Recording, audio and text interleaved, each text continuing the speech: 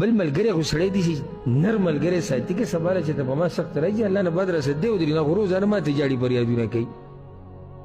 دی به ما سره څه ودرېږي نقصان دا دی چې داسې سړی د ملګري خوښي بدي شي دویم د ملګري ولې بدي شي دې سړي نه سړی تل سوي شکایتونه مه کوه دا د سړي مصیبت ډېروي همیشه خوشحاله مسکې الحمدلله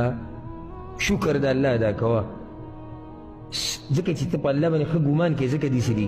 الله به دې دا حالت دقه شان کي او چې جزې فزې کوي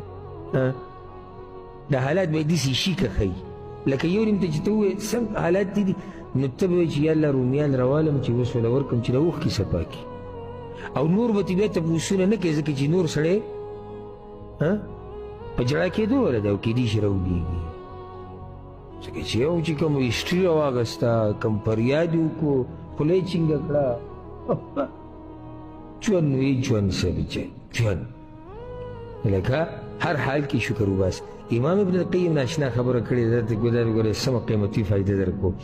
هغه وایي دا جزې فزې نه دي دې کې ډېر نقصانات دي یو نقصان دا دی